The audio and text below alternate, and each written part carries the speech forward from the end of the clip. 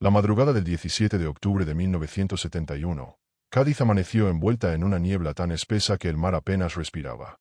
Las olas golpeaban con un ritmo cansado, y el sonido de las gaviotas se perdía a la distancia como un lamento antiguo. En las calles empedradas del barrio del Pópulo, las farolas parpadeaban, dibujando sombras deformes sobre las fachadas blancas.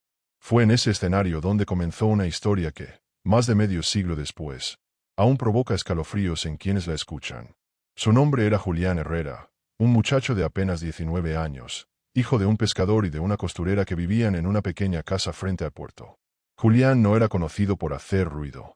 Al contrario, era callado, observador, casi invisible.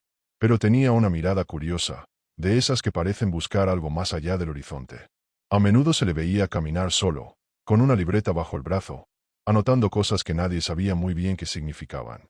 Cádiz, en aquellos años, era una ciudad que parecía suspendida en el tiempo. El aire salado se mezclaba con el olor a gasoil de los barcos y el canto de los marineros que regresaban al amanecer.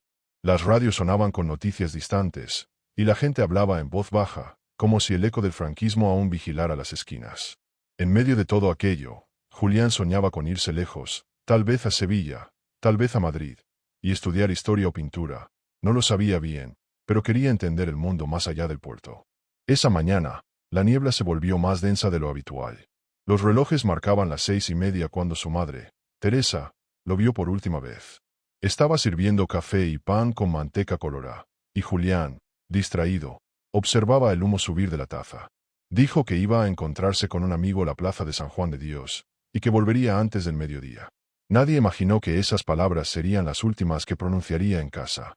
Las horas pasaron lentas. El puerto despertó con el bullicio de los pescadores. Las campanas de la catedral sonaron como siempre, pero Julián no regresó. Al caer la tarde, Teresa comenzó a preocuparse. Salió a buscarlo, preguntó en el muelle, en el café donde solía dibujar, en la librería del centro. Nadie lo había visto desde la mañana. Fue como si se lo hubiera tragado la niebla. El padre de Julián, Manuel, volvió de faenar al anochecer. Traía el rostro curtido por el sol y la sal, pero cuando escuchó que su hijo no había vuelto, la expresión se le desmoronó. Caminó por las calles hasta bien entrada la noche, llamando su nombre, golpeando puertas, sin respuesta. Algunos vecinos dijeron haber visto a Julián cerca del Callejón del Tinte, un lugar angosto y sombrío que pocos se atrevían a cruzar después del atardecer. Esa primera noche nadie durmió en la casa de los Herrera. Teresa encendió una vela frente a la ventana, una costumbre antigua, para que el alma encuentre el camino de regreso, dijo entre lágrimas.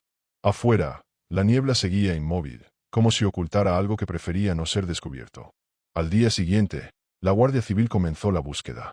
Revisaron el puerto, los almacenes, el mercado, incluso las ruinas del antiguo teatro romano. Ni una pista.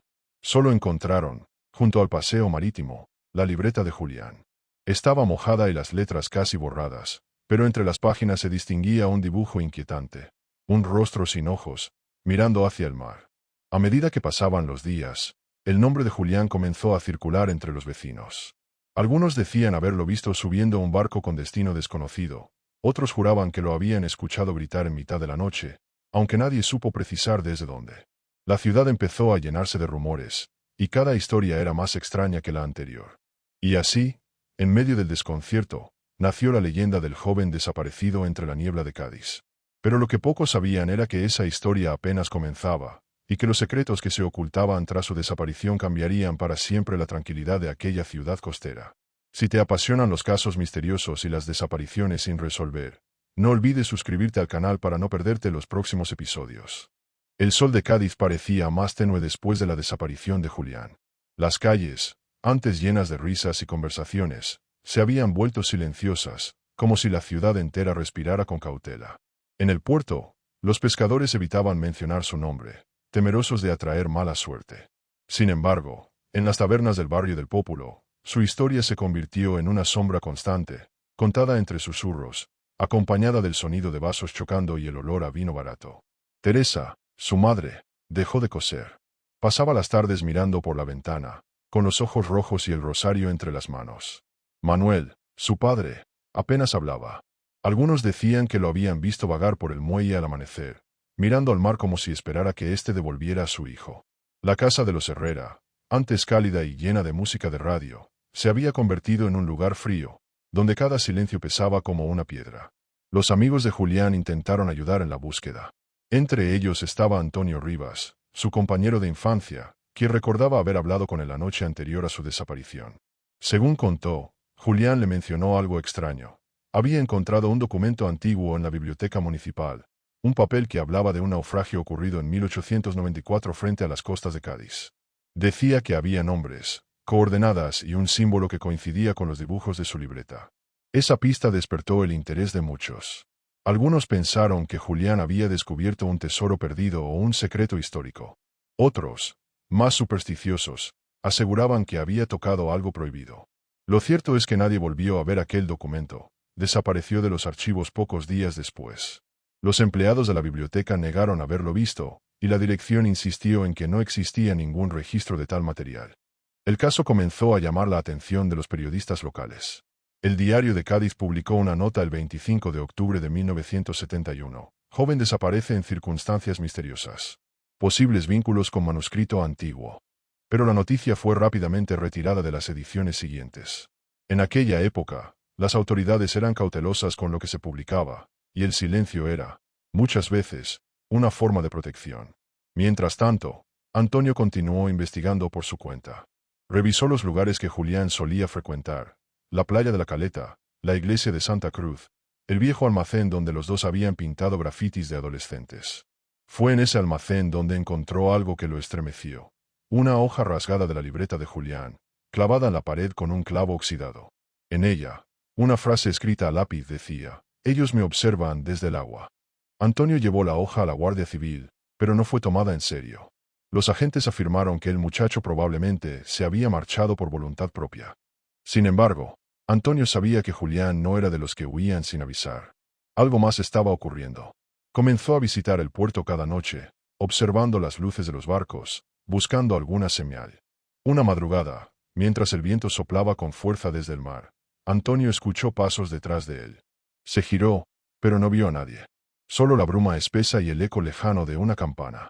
Entonces, en el suelo, notó algo brillante. Una medalla pequeña con la imagen de la Virgen del Carmen, la misma que Julián llevaba colgada al cuello desde niño. La recogió con manos temblorosas, sabiendo que ese hallazgo no era casualidad. Los días se transformaron en semanas. La familia Herrera comenzó a recibir cartas anónimas, sin remitente, con frases escritas a máquina: «Dejad de buscar. Está con ellos o el mar no perdona». Las autoridades intentaron rastrear el origen, pero todas las cartas provenían de buzones distintos en la provincia. Era evidente que alguien vigilaba cada movimiento de la familia. El misterio empezaba a crecer como una marea que no retrocedía. La gente de Cádiz comenzó a evitar pasar por el muelle después del anochecer, y algunos pescadores juraban haber visto una figura joven caminando entre las rocas cuando la niebla se levantaba. «Es el alma de Julián», decían, «todavía busca lo que encontró». Si te gustan estas historias de desapariciones que desafían el tiempo, recuerda suscribirte al canal para seguir acompañándonos en este oscuro viaje por los misterios del pasado. El invierno llegó a Cádiz con un viento áspero que barría las calles y hacía crujir las contraventanas de las casas viejas.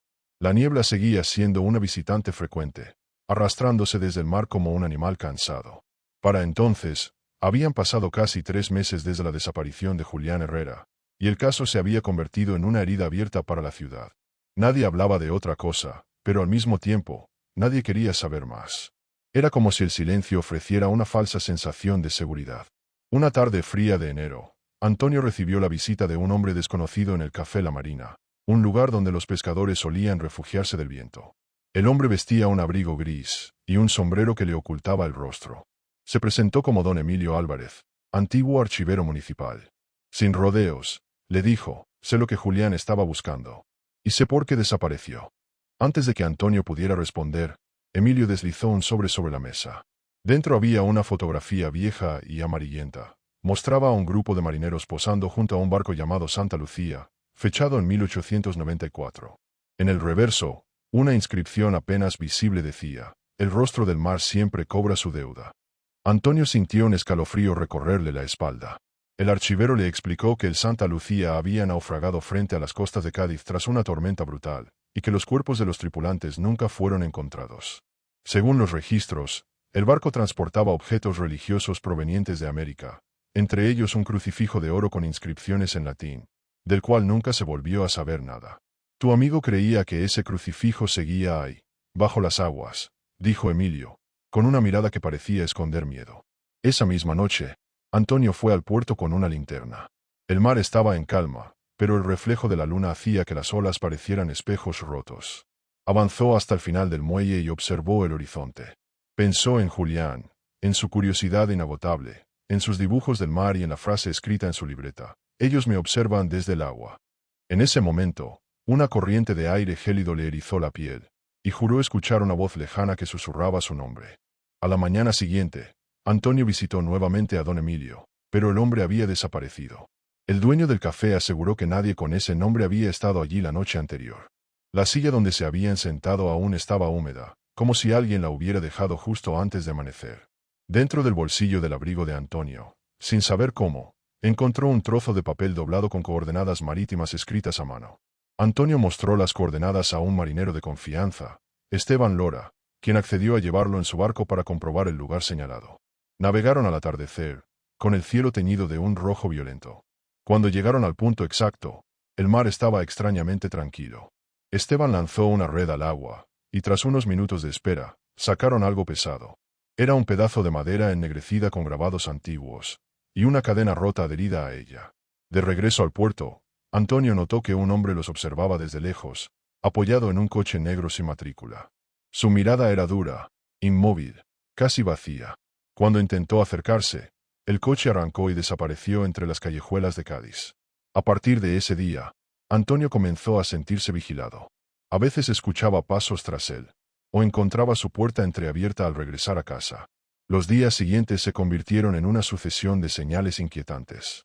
Una noche, al revisar la libreta de Julián que guardaba escondida, Antonio descubrió una nueva anotación que juraría no haber visto antes: no es el mar, es quien vive bajo él. La letra era idéntica a la de su amigo, pero la tinta parecía fresca. Esa frase lo persiguió durante semanas, hasta que finalmente decidió contar todo a la familia Herrera. Teresa escuchó en silencio, con el rostro pálido. Cuando Antonio mencionó el nombre Santa Lucía, la mujer se persignó y dijo en voz baja: ese barco, mi bisabuelo murió en ese naufragio. Nadie debía hablar de eso. Sus palabras dejaron a Antonio sin aliento. Todo parecía enlazado por una cadena de tragedias antiguas que aún no se había roto. A partir de entonces, Cádiz comenzó a mostrar su lado más oscuro. Los vecinos reportaban luces extrañas sobre el mar, ruidos metálicos en la noche, y figuras que caminaban por el puerto cuando la niebla caía. Algunos aseguraban que eran los espíritus del Santa Lucía, reclamando lo que les había sido arrebatado. Pero Antonio ya sospechaba que el misterio era más humano que sobrenatural. Lo que aún no sabía era que la verdad estaba más cerca de lo que imaginaba, y mucho más peligrosa. Si estás disfrutando de este relato y quieres seguir desentrañando el misterio del joven desaparecido en Cádiz, suscríbete al canal y activa las notificaciones. Todavía hay mucho que descubrir bajo las aguas de 1971. Las investigaciones oficiales se habían detenido por completo. La Guardia Civil había archivado el caso, alegando falta de pruebas y ausencia de indicios de delito. Pero Antonio no podía aceptar esa versión. Algo dentro de él le decía que Julián no estaba muerto, o al menos, que su desaparición no había sido un simple accidente. Las coordenadas, la fotografía del Santa Lucía, las cartas anónimas, todo apuntaba a algo cuidadosamente oculto. En febrero de 1972, Cádiz fue azotada por una tormenta feroz. El mar rugía con furia, y las olas golpeaban los muros del puerto con una fuerza que parecía querer arrancar la ciudad de sus cimientos. Esa noche, Antonio soñó con Julián. En el sueño, su amigo le hablaba desde debajo del agua, con el cabello flotando alrededor de su rostro.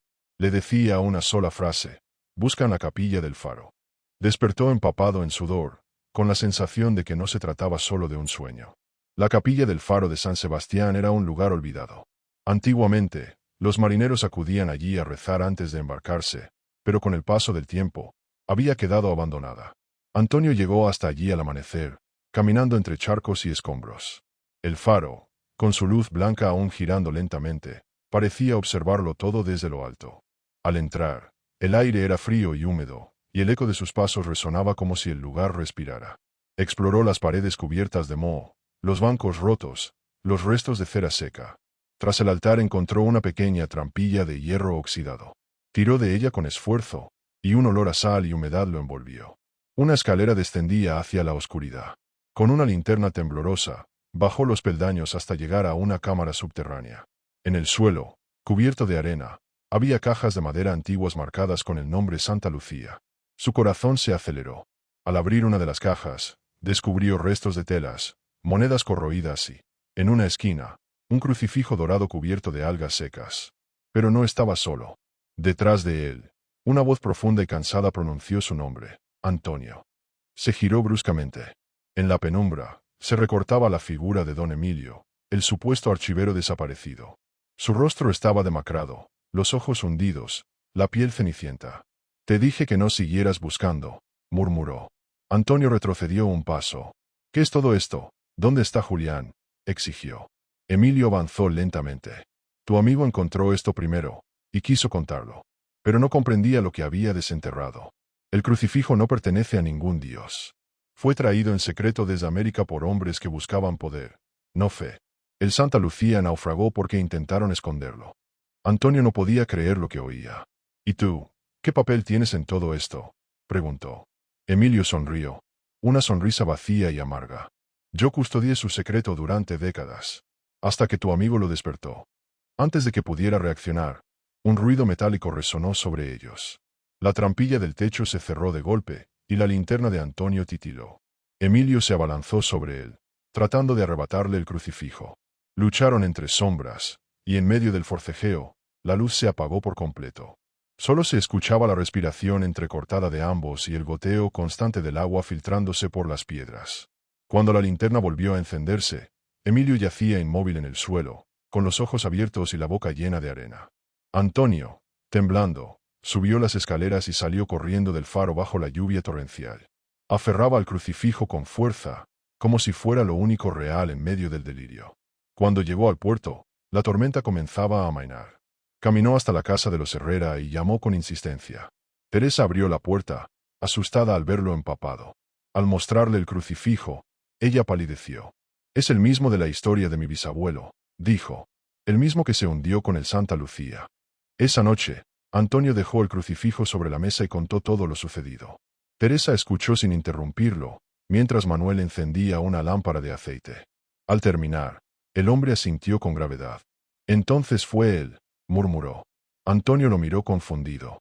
¿Quién? Manuel suspiró. Emilio Álvarez. Era el mejor amigo de mi padre.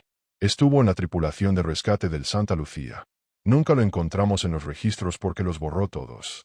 Él sabía lo que escondía ese barco, y mató a Julián para mantener el secreto.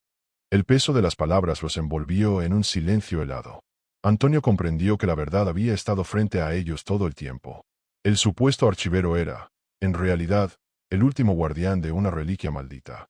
Y Julián, al descubrirla, había sellado su destino. Sin embargo, quedaba una última pregunta. ¿Dónde estaba su cuerpo?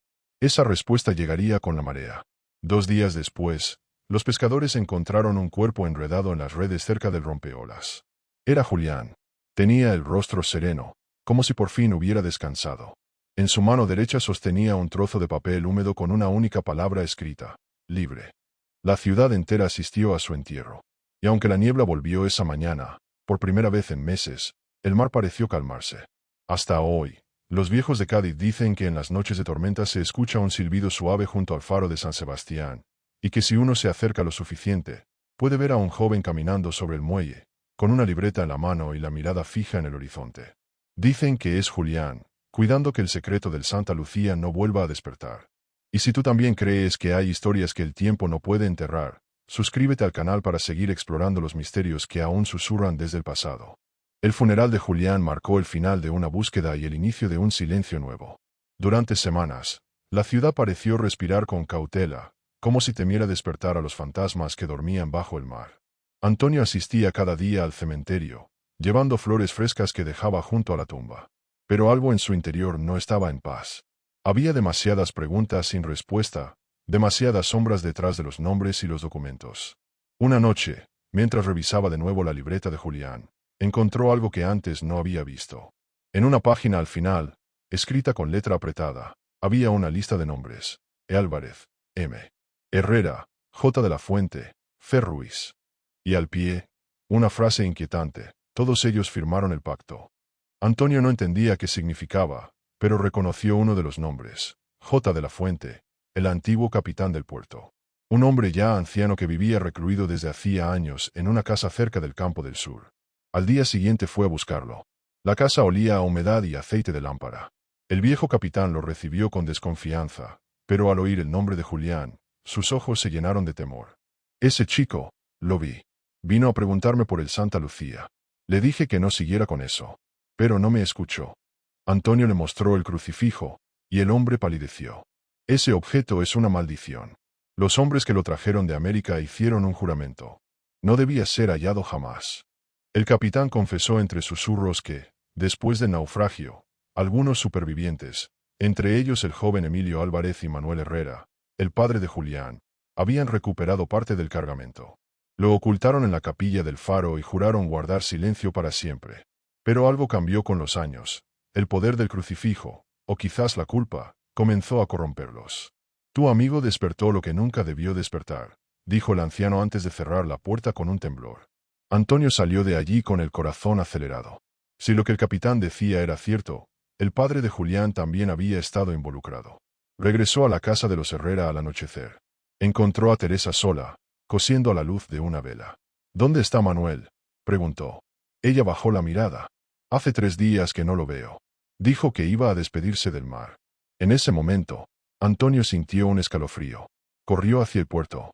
El viento soplaba con fuerza, y la luna iluminaba el agua con un brillo pálido. A lo lejos, sobre las rocas, distinguió una figura. Era Manuel. Estaba de pie, mirando al horizonte, con el crucifijo en la mano. Antonio gritó su nombre, pero el hombre no se giró. Él tenía razón, dijo con voz apagada. Ese objeto no pertenece a nosotros. Lo que guardamos no era un tesoro, era una deuda. Antes de que Antonio pudiera acercarse, Manuel lanzó el crucifijo al mar. Un destello dorado cruzó las olas y se hundió en la oscuridad. En ese instante, un trueno retumbó sobre la bahía y una ola gigante golpeó el muelle, arrastrando a Manuel. Antonio corrió desesperado, pero solo alcanzó a ver cómo desaparecía entre la espuma. El mar se lo tragó sin dejar rastro. Los días siguientes fueron de confusión y miedo. Nadie encontró el cuerpo de Manuel, pero en la orilla aparecieron restos de madera antigua con la inscripción apenas visible de Santa Lucía. Los pescadores decían que el mar había reclamado lo que le pertenecía. Antonio no sabía si creer en maldiciones, pero comprendía que algo más grande que ellos se movía bajo aquellas aguas. En la ciudad, comenzaron a circular rumores. Algunos aseguraban que el crucifijo había vuelto a flotar frente al faro y que su luz dorada podía verse desde la playa. Otros decían que habían visto a un hombre caminando sobre el muelle durante la madrugada, con la ropa empapada y los ojos vacíos. Cádiz volvió a ser una ciudad de susurros, atrapada entre la fe y el miedo. Antonio abandonó Cádiz poco después, pero antes dejó una carta en la tumba de Julián. El mar no guarda secretos, solo espera el momento de devolverlos. Años después, cuando regresó por última vez, encontró el faro cerrado y una placa nueva en la capilla subterránea. Aquí descansan los guardianes del Santa Lucía. Nadie sabía quién la había colocado. Dicen que en las noches de octubre, cuando la niebla cubre la bahía, aún se puede escuchar una voz joven recitando versos al viento. Es la voz de Julián Herrera, el muchacho que quiso conocer la verdad y pagó el precio más alto. Y en cada ola que rompe contra el puerto, Cádiz parece recordarlo. Antonio regresó a Cádiz varios años después, en 1976. La ciudad había cambiado, pero la bahía seguía conservando ese olor a sal y a historias no contadas. Caminó por el puerto con pasos cautelosos, observando los barcos que llegaban y partían. Cada ola le traía un recuerdo, cada faro un susurro del pasado. Sentía que la ciudad aún guardaba secretos que Julián había querido descubrir y que él todavía no comprendía del todo. Al pasar frente al campo del sur, Antonio vio a un hombre mayor sentado en un banco. Era J. de la Fuente, el capitán anciano que le había revelado el pacto del Santa Lucía. Sus ojos, aunque cansados, brillaban con un fuego extraño. Sin mediar palabra, le entregó un sobre. Antonio lo abrió y encontró varias fotografías antiguas. Julián en la plaza de San Juan de Dios, junto a Emilio Álvarez, Manuel Herrera y otros hombres desconocidos, todos observando un objeto brillante que parecía emitir luz propia. El sobre también contenía un diario, escrito por Emilio antes de su muerte. Relataba cómo, tras el naufragio, habían formado un círculo de guardianes para proteger el crucifijo y el resto del cargamento del Santa Lucía. Contaba sobre juramentos, secretos y cómo Julián había encontrado la pista exacta que ellos habían tratado de ocultar por décadas. En una de las páginas, Emilio escribió: el joven no debía tocar lo prohibido, pero su curiosidad lo llevó al destino que todos temíamos revelar. Antonio comprendió que el peligro no había terminado con la desaparición de Julián y la muerte de Emilio. Había hombres que aún recordaban el pacto, que podrían querer recuperar lo que había sido liberado del mar. Entre los nombres anotados en el diario, reconoció uno: Cer Ruiz, un comerciante del puerto que siempre había estado involucrado en negocios turbios y que desaparecía cada cierto tiempo sin dejar rastro. Movido por la curiosidad y el miedo, Antonio decidió investigar a Cer Ruiz. Lo encontró viviendo en una vieja casona cerca del barrio del Pópulo. La casa estaba custodiada por perros y tenía ventanas tapiadas. Al acercarse, notó movimientos detrás de las cortinas. Antonio se quedó observando durante horas, y finalmente vio cómo Cer Ruiz sacaba un objeto envuelto en tela. Era un crucifijo idéntico al que Julián había encontrado. Decidió confrontarlo al día siguiente. Cer Ruiz abrió la puerta sin sorpresa, como si lo estuviera esperando. Su rostro era severo y sus ojos calculadores. «Sabía que volverías por esto», dijo en voz baja. Antonio, sin titubear, le preguntó sobre Julián y el pacto del Santa Lucía. El hombre sonrió con desdén. Julián despertó lo que no debía. Y ahora te toca a ti decidir si quieres seguir con su curiosidad o proteger tu vida. Cer Ruiz le explicó que el crucifijo y los objetos del Santa Lucía habían sido objeto de codicia y manipulación desde su llegada a Cádiz. Quienes habían formado el círculo de guardianes no solo querían protegerlos, también buscaban poder sobre quienes conocieran el secreto. La muerte de Julián y los eventos posteriores habían sido un aviso. El mar devuelve lo que le pertenece, y nosotros somos los que decimos quién vive para contarlo.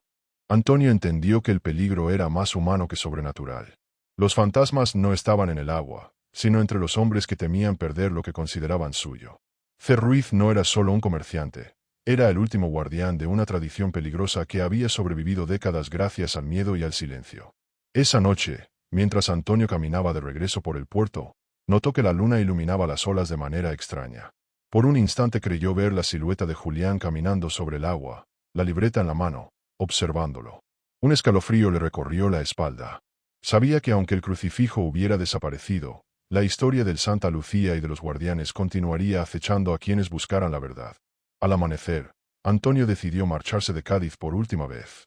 Antes de irse, dejó un mensaje en una botella y la arrojó al mar. Para quien busque la verdad, recordad que algunos secretos son más profundos que las olas. Mientras la botella flotaba, la bruma de la bahía se levantaba lentamente, y la ciudad parecía suspirar, como agradecida de que al menos alguien hubiera entendido el precio de la curiosidad. Si quieres descubrir cómo se entrelazan los secretos antiguos con los misterios modernos de Cádiz y seguir con los casos que desafían la lógica, suscríbete al canal y acompáñanos en la siguiente entrega de historias que el tiempo no puede borrar. Antonio se instaló en otra ciudad, pero Cádiz seguía presente en cada recuerdo. No podía olvidar la niebla, el mar y la sensación de que alguien lo observaba constantemente. Durante meses revisó los diarios y fotografías que Julián había dejado, tratando de reconstruir cada paso de su amigo, cada pista que pudiera haber pasado desapercibida. Sabía que no todos los secretos se habían revelado y que Cer Ruiz aún estaba activo, cuidando su legado. Una tarde, recibió una carta sin remitente. Dentro había un dibujo de Julián, sentado junto al crucifijo, con un mensaje escrito a máquina: el círculo aún no se ha cerrado. Antonio comprendió que no estaba solo en su búsqueda.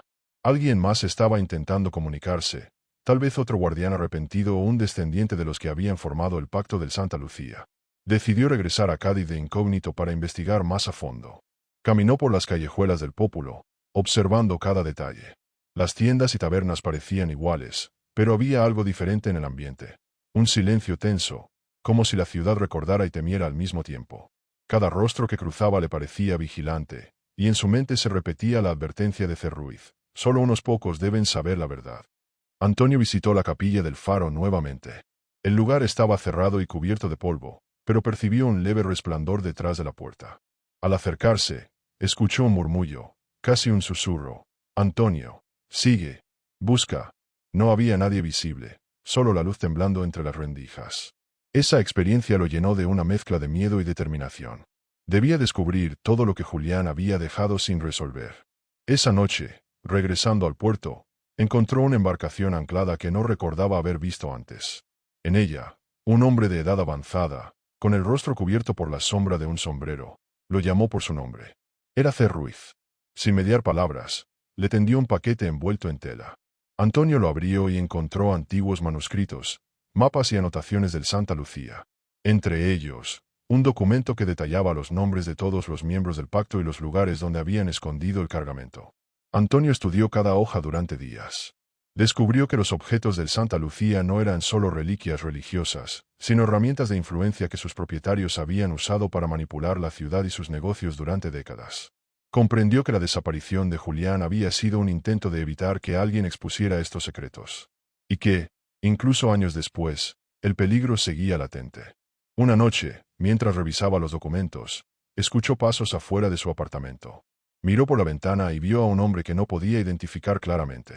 Sintió que la vigilancia era más intensa que nunca. Comprendió que el legado del Santa Lucía no podía ser ignorado y que su vida estaba en riesgo si continuaba investigando. Sin embargo, la curiosidad y la lealtad a Julián lo empujaban a seguir. Antonio decidió enfrentar a C. Ruiz directamente. Lo encontró en su vieja casa del Pópulo, esta vez preparado para la confrontación. «Sé que me estás siguiendo», dijo Ruiz con voz calmada, pero cargada de amenaza. «El crucifijo y el cargamento no son tuyos. Si insistes, no habrá nadie que pueda salvarte». Antonio replicó que su objetivo no era poseer los objetos, sino revelar la verdad para honrar la memoria de Julián y proteger a futuros inocentes.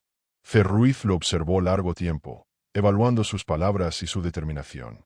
Finalmente, suspiró y confesó todo: la participación de Manuel Herrera, Emilio Álvarez y los otros guardianes, los juramentos de secreto, y cómo la obsesión por proteger el cargamento había terminado en tragedia. «La verdad es peligrosa, Antonio. Algunos secretos no fueron hechos para ser revelados, pero ahora ya lo sabes». Al salir de la casa, Antonio sintió que un peso se había levantado, pero sabía que la historia aún no había terminado.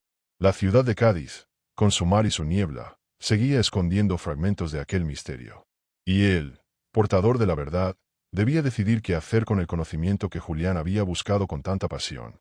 Antonio decidió documentar todo lo que había descubierto. Reunió fotografías, cartas, mapas y la libreta de Julián y comenzó a escribir un registro detallado de los acontecimientos. Cada página que completaba lo acercaba más a la comprensión del círculo del Santa Lucía y al entramado de secretos que había marcado a toda una generación de Cádiz. Sin embargo, también sentía el peso de saber que cualquier error podría ser fatal. Durante esas noches de escritura, Antonio notó sombras moviéndose por las calles cercanas a su apartamento. No eran simples transeúntes. Alguien lo estaba vigilando, registrando sus movimientos. Los rumores de antiguos guardianes desaparecidos y figuras observando desde la niebla se habían transformado en una realidad tangible. Sabía que el legado del Santa Lucía aún tenía fuerza y que no todos los implicados habían sido expuestos. En una de esas vigilancias, un joven se le acercó. Se presentó como Luis, nieto de uno de los guardianes originales. Explicó que su abuelo le había advertido sobre la obsesión de C. Ruiz y que temía que Antonio fuera víctima de la misma codicia que había acabado con Julián. Luis ofreció su ayuda para rastrear los últimos lugares donde los objetos habían sido ocultados. Antonio aceptó, reconociendo que necesitaba aliados para continuar sin poner su vida en riesgo. Antonio y Luis comenzaron a explorar los almacenes y edificios abandonados cerca del puerto. Encontraron pistas que indicaban movimientos recientes, tablas de madera recién cortadas, marcas en las paredes y fragmentos de tela que coincidían con la que cubría los objetos. Todo apuntaba a que C. Ruiz seguía activo, vigilando y moviendo el cargamento, como si quisiera mantenerlo fuera del alcance de cualquiera que conociera la verdad. En uno de esos lugares, encontraron un pequeño cofre de madera que contenía monedas antiguas y un medallón con inscripciones en latín. Antonio entendió que estos objetos eran parte de un ritual de custodia, y que quienes los poseían ejercían control sobre la memoria y los secretos de Cádiz. El medallón, particularmente, tenía símbolos que Julián había esbozado en su libreta, confirmando que el joven había estado cerca de descubrir todo el alcance del misterio. Mientras revisaban los objetos, escucharon pasos acercándose. Antonio y Luis se ocultaron tras una columna y vieron a C. Ruiz entrando, acompañado de otro hombre mayor. Antonio comprendió que estaban frente a la última generación de guardianes, dispuestos a proteger su secreto a cualquier precio. La tensión era palpable. Cualquier movimiento en falso podría desatar un enfrentamiento mortal. C. Ruiz parecía más débil que antes, pero su mirada era firme, calculadora. Antonio lo confrontó. No se trata de codicia ni poder. Julián murió buscando la verdad. No vamos a dejar que más gente sufra por este secreto. Ruiz lo observó largo rato y, por primera vez, su expresión cambió, mezclando temor y resignación. Quizás es hora de que alguien más sepa. El otro hombre, con rostro serio y manos temblorosas, intervino. Si revelamos todo, el pacto se rompe y nos arriesgamos a perder el control. Pero no podemos dejar que el legado destruya más vidas. Antonio entendió que había alcanzado un punto crítico. Debía decidir entre proteger a los inocentes o exponer el secreto completo, con todo el riesgo que eso implicaba. Tras largas horas de discusión y deliberación, Ferruiz finalmente cedió y entregó los documentos completos, junto con los objetos más significativos. Antonio los colocó en su bolso con cuidado. Luis prometió ayudarlo a esconderlos en un lugar seguro donde nadie pudiera acceder hasta que la verdad pudiera ser contada sin peligro. Era un equilibrio frágil entre revelación y protección, entre justicia y supervivencia. Esa noche, mientras salían del puerto bajo la niebla, Antonio miró el mar y recordó a Julián. La sensación de presencia del joven amigo era casi tangible. Sabía que finalmente había desentrañado la mayor parte del misterio, pero también comprendió que la historia del Santa Lucía y de sus guardianes seguiría marcando a Cádiz durante mucho tiempo. El legado del pasado no desaparece, solo cambia de forma. Antonio y Luis se dirigieron a un almacén abandonado en las afueras de la ciudad, un lugar que años atrás había sido utilizado por los guardianes para esconder objetos del Santa Lucía. Las paredes estaban cubiertas de grafitis antiguos y polvo acumulado, pero el aire conservaba un olor metálico y húmedo, como si el pasado aún respirara allí. Cada paso que daban resonaba con un eco que parecía repetir sus propios temores. Colocaron los objetos y documentos sobre una mesa vieja, cubiertos por una lona gruesa. Antonio revisó cada pieza, reconociendo símbolos y anotaciones que Julián había dibujado en su libreta. La intensidad de la historia se hacía más real. No eran simples reliquias, sino piezas de un rompecabezas que podían cambiar la percepción de lo que había ocurrido en Cádiz durante décadas. Luis observaba con cuidado. «Hay algo que no entiendo», dijo en voz baja. Si Ferruiz y los guardianes querían proteger esto, ¿por qué dejaron que Julián lo descubriera? Su curiosidad lo mató. Antonio asintió lentamente. Porque nadie esperaba que alguien tan joven, tan puro de intención, fuera capaz de interpretar lo que otros solo codiciaban. Él buscaba la verdad, no el poder. Mientras conversaban, un ruido sordo lo sobresaltó. Procedía de la entrada del almacén. Antonio encendió su linterna y apuntó hacia la sombra. Era un hombre alto, con un abrigo largo y sombrero, su rostro apenas visible bajo la luz. Luis tragó saliva. «No parece un guardián cualquiera», murmuró. Antonio comprendió de inmediato que era alguien que había estado siguiendo cada uno de sus movimientos, probablemente vinculado con el círculo del Santa Lucía. El hombre habló con voz grave. «Antonio Herrera, sé lo que tienes. Sé lo que piensas hacer. Debes abandonar esto antes de que sea demasiado tarde». Antonio dio un paso al frente. «Ya es demasiado tarde. La verdad debe salir, para Julián y para todos los que pagaron por este secreto». El desconocido hizo un gesto con la mano y desapareció entre las sombras, dejando un eco inquietante que hizo temblar la estructura del almacén. Luis se acercó a Antonio, con miedo evidente. «Si lo seguimos, podríamos enfrentarnos a algo mucho más grande que nosotros. Este hombre no es un guardián común. Él representa la parte más peligrosa del círculo». Antonio sabía que tenía razón. El legado del Santa Lucía no solo implicaba objetos y documentos, sino personas dispuestas a todo para proteger el secreto. Decidieron dividirse para despistar al hombre. Luis llevó parte de los documentos a un lugar seguro fuera de la ciudad, mientras Antonio permaneció en Cádiz para monitorear cualquier movimiento. Durante días, escuchó rumores sobre sombras que vigilaban el puerto y luces extrañas sobre el faro de San Sebastián. Cada señal reforzaba la certeza de que el círculo del Santa Lucía no estaba dispuesto a rendirse fácilmente. Una noche, mientras revisaba los documentos, Antonio descubrió una anotación que Julián había escrito y que hasta entonces había pasado desapercibida. «El último guardián no es quien aparenta ser. Busca entre los tuyos». La frase lo llenó de inquietud.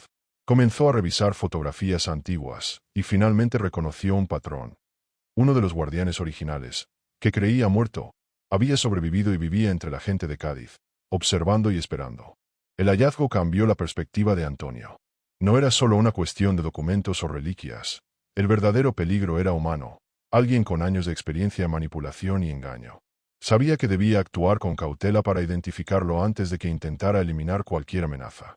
Cada encuentro, cada paso, se volvió un juego de estrategia silenciosa, donde cualquier error podía ser fatal. La tensión en Cádiz alcanzó un nivel casi palpable. La niebla parecía más densa que nunca, como si la ciudad misma quisiera ocultar lo que estaba por descubrirse.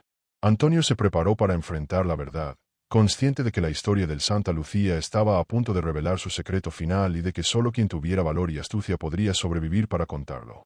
Antonio decidió actuar con cautela. Comenzó a revisar la lista de guardianes originales y descendientes, comparando nombres y fotografías antiguas con las personas que aún vivían en Cádiz. Cada coincidencia le hacía sentir un escalofrío. Entre todos ellos, un hombre llamó especialmente su atención. M. Herrera, el padre de Julián, que según los registros oficiales estaba desaparecido, pero que podría haber sobrevivido bajo otra identidad. Antonio empezó a investigar discretamente. Visitó los lugares donde Manuel había trabajado antes de desaparecer: el puerto, las tabernas y el mercado central. Cada pregunta levantaba sospechas, y pronto entendió que Manuel había aprendido a moverse sin ser detectado. El hombre sabía cómo desaparecer y reaparecer, una habilidad que lo hacía un guardián perfecto y peligroso. Una tarde, siguiendo una corazonada, Antonio llegó a una vieja casona junto al acantilado. La puerta estaba cerrada, pero una ventana entreabierta revelaba luz en su interior. Se acercó con cuidado y, desde allí, pudo observar a un hombre mayor, con el rostro familiar, revisando mapas y documentos antiguos del Santa Lucía. Era Manuel Herrera, vivo y completamente consciente de cada movimiento de Antonio. Manuel lo descubrió antes de que pudiera esconderse. Antonio, sabía que vendrías, dijo con voz firme, pero sin ira. Tú y Julián no entienden. Este secreto no es un juego. Es una responsabilidad que ha pasado de generación en generación. Antonio se armó de valor. Papá, Julián murió buscando la verdad. No podemos dejar que esto continúe causando más muertes. Manuel suspiró y lo miró largamente. Si Julián hubiera sabido lo que sé ahora, tal vez habría tomado otra decisión. Pero el crucifijo y el cargamento del Santa Lucía poseen un poder que va más allá de lo que imaginas. No son solo reliquias, son herramientas de influencia y control. Y el precio de desenterrarlas puede ser mortal. Antonio no se dejó intimidar. Lo importante es que la gente sepa la verdad. No podemos mantener este secreto por miedo. Julián confió en mí y no puedo fallarle. Manuel lo observó unos instantes, evaluando su determinación, y finalmente asintió. Está bien. Te mostraré todo, pero debes prometer que lo usarás sabiamente. En el sótano de la casona, Manuel reveló un compartimento secreto que contenía la mayor parte de los objetos del Santa Lucía, junto con diarios, cartas y mapas que documentaban la historia completa. Antonio hojeó los documentos y comprendió la magnitud de lo que estaba frente a él. Décadas de secretos, mentiras, traiciones y pactos de silencio que habían moldeado la historia reciente de Cádiz. Mientras revisaban los objetos, un ruido los alertó. Una sombra se movía por el exterior. Antonio y Manuel se escondieron y vieron a Cerruiz intentando forzar la puerta principal. El viejo comerciante todavía buscaba recuperar el crucifijo y los documentos. Era evidente que no había renunciado a su obsesión y que estaba dispuesto a todo para proteger su poder. Antonio comprendió que debía actuar rápido. Junto a Manuel, idearon un plan para distraer a Cerruiz y asegurar los objetos en un lugar seguro. Colocaron documentos falsos en la entrada y manipularon las cerraduras para que pareciera que todo había sido tomado. La tensión era máxima, y cada minuto contaba para que no los descubrieran. Finalmente, Cerruiz, frustrado y furioso, abandonó la casona sin los documentos ni los objetos. La amenaza inmediata había pasado, pero Antonio sabía que el peligro aún existía mientras el círculo del Santa Lucía tuviera descendientes activos en la ciudad. Por primera vez, sintió que tenía un control parcial sobre la situación, y que la verdad de Julián podría, al fin, ser honrada sin que nadie más pagara un precio mortal. Con Cerruiz temporalmente fuera de juego, Antonio y Manuel comenzaron a organizar un plan para proteger y documentar todo lo relacionado con el Santa Lucía. Decidieron separar los objetos más peligrosos y esconderlos en distintos lugares seguros, lejos de Cádiz, mientras que los documentos más detallados se enviarían a un archivo histórico en otra ciudad, con instrucciones estrictas de preservación y confidencialidad. Durante los días siguientes, Antonio visitó los almacenes y escondites de la ciudad, asegurándose de que ningún objeto quedara a la vista. Cada rincón del puerto y de las antiguas bodegas se convirtió en un punto potencial de vigilancia. A veces creía ver sombras moviéndose entre los edificios o escuchar pasos detrás de él, recordándole que el peligro nunca se iba del todo. Manuel, por su parte, comenzó a confesar secretos que había guardado durante décadas. Explicó cómo el pacto de los guardianes había comenzado tras el naufragio, cómo Emilio Álvarez y otros hombres habían tomado decisiones difíciles para proteger lo que consideraban valioso, y cómo Julián, sin saberlo, había activado nuevamente todo el entramado. Antonio escuchaba con atención, comprendiendo que la historia de su propia familia estaba más entrelazada con la tragedia de Julián de lo que jamás había imaginado. Un día, mientras revisaban los documentos, Antonio descubrió una carta que Emilio Álvarez había escrito poco antes de morir. En ella se mencionaba a un último guardián que permanecería oculto hasta que alguien digno pudiera continuar la custodia del Santa Lucía. Antonio comprendió que Manuel era ese guardián y que él mismo había sido elegido indirectamente por Julián para continuar la cadena de vigilancia, aunque sin convertirse en víctima. Mientras discutían los siguientes pasos, Luis apareció de nuevo. Traía noticias inquietantes. Había visto a C. Ruiz reuniéndose con otros descendientes del círculo en un barco cercano al puerto. Planeaban recuperar el crucifijo y los documentos, convencidos de que aún podían controlar el poder que estos objetos representaban. Antonio comprendió que el enfrentamiento final estaba cerca y que debía actuar antes de que la ambición de los guardianes clandestinos causara más muertes. Decidieron tender una trampa. Utilizaron documentos falsos y rumores cuidadosamente colocados para atraer a C. Ruiz y sus cómplices a un almacén vacío, lejos de cualquier zona habitada. La idea era confrontarlos y obligarlos a revelar sus identidades, asegurando que la verdad sobre el Santa Lucía quedara registrada, sin arriesgar más vidas inocentes. La noche del encuentro, la niebla cubría el puerto con un espeso manto gris. Antonio se escondió junto a Luis y Manuel, observando cómo C. Ruiz y los otros descendientes ingresaban al almacén, confiados de que no había nadie vigilando. La tensión era insoportable. Un solo error podía significar la muerte de todos ellos y el fracaso de su misión. Cuando los guardianes comenzaron a revisar los documentos falsos, Antonio irrumpió con voz firme. «Deteneos. Todo está registrado. Sabemos quiénes sois y qué habéis hecho durante décadas». Los hombres se sobresaltaron. C. Ruiz trató de atacar, pero Manuel y Luis lo detuvieron. La confrontación fue tensa, pero nadie resultó gravemente herido. Era el momento de exponer la verdad y desmantelar el último fragmento del círculo. En medio de la confusión, Antonio mostró los documentos originales y explicó a los descendientes que sus secretos ya no podían mantenerse ocultos. Debían aceptar las consecuencias de sus acciones y renunciar a cualquier intento de manipulación futura. Para sorpresa de todos, algunos guardias jóvenes comprendieron la gravedad de la situación y accedieron a cooperar, sellando el final del legado de violencia y codicia que había comenzado con el naufragio del Santa Lucía. Al amanecer, la niebla comenzó a disiparse y la ciudad de Cádiz parecía respirar nuevamente. Antonio observó el puerto desde lo alto del faro de San Sebastián y sintió que, al menos por ahora, la historia de Julián y el Santa Lucía estaba bajo control. Sabía que el pasado no podía borrarse, pero la verdad había sido resguardada y los culpables enfrentaban, al fin, sus responsabilidades. Con el círculo del Santa Lucía desmantelado, Antonio se dedicó a registrar todo en un archivo secreto que solo él y Luis podían consultar. Cada documento, cada mapa y cada objeto estaba cuidadosamente catalogado y protegido. Sabía que la historia debía preservarse para la posteridad, pero también entendía que revelar demasiado podría poner en peligro a Cádiz y a cualquier persona que tuviera conocimiento de los secretos. Luis y Antonio visitaban periódicamente los escondites, asegurándose de que nada hubiera sido alterado. La ciudad parecía tranquila, pero Antonio aún sentía la presencia de alguien observándolo.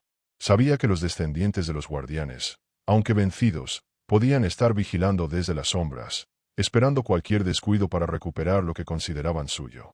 Una tarde, mientras revisaba los documentos en su apartamento, Antonio encontró una nota pequeña, escrita con la letra de Julián. «Confía en quien guarda la verdad, pero nunca subestimes al mar».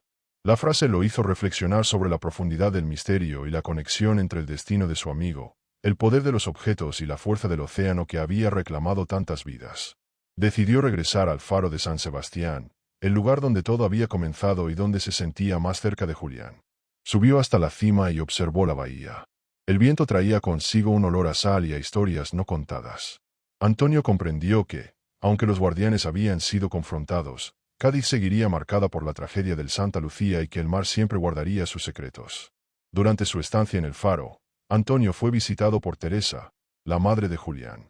Traía consigo un pequeño relicario que Julián había dejado en su habitación. «Tu amigo siempre creyó en la verdad», dijo con voz temblorosa. Antonio aceptó el relicario y lo colocó junto a los documentos, un recordatorio de la valentía y curiosidad de Julián que había llevado a descubrir la historia completa. Poco después, recibieron noticias de los medios. Una exposición histórica en Sevilla estaba interesada en los documentos del Santa Lucía. Antonio y Luis acordaron enviar una copia controlada, preservando los originales en un lugar seguro. Esto permitiría que la historia se conociera sin exponer a nadie a peligros innecesarios, y daría a Cádiz un reconocimiento por su trágico y misterioso pasado.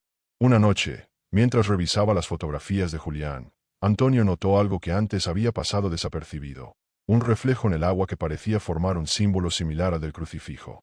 Comprendió que el mar, aunque calmado, seguía recordando, vigilando y protegiendo sus secretos. Era un recordatorio de que algunas verdades son tan profundas como las olas y tan impredecibles como la marea. Con el tiempo, la vida de Antonio se estabilizó. Continuó estudiando historia local y enseñando a jóvenes sobre la importancia de investigar y respetar el pasado. Cada clase incluía advertencias sobre la curiosidad, la ambición y la responsabilidad de descubrir la verdad, usando el caso del Santa Lucía y Julián como ejemplo. Su historia se convirtió en leyenda entre los estudiantes y los vecinos, un recordatorio de que el pasado no se olvida fácilmente. Luis permaneció a su lado como aliado y amigo, cuidando los escondites y ayudando a preservar los documentos y objetos. Ambos comprendieron que, aunque habían cerrado un capítulo, el legado del Santa Lucía no podía eliminarse por completo, solo podía mantenerse vigilado y comprendido. Cada día era un recordatorio de que la curiosidad puede salvar o condenar, dependiendo de cómo se maneje la verdad. Finalmente, Antonio visitó la tumba de Julián una última vez. Colocó una flor y susurró: «Gracias por confiar en mí, amigo. He protegido tu memoria y tu verdad. Cádiz conocerá la historia algún día, y tu valentía no será olvidada». Mientras se alejaba, el viento del mar acarició su rostro, y por un instante, creyó escuchar el susurro de Julián, recordándole que el verdadero misterio siempre vive en aquellos que buscan conocerlo.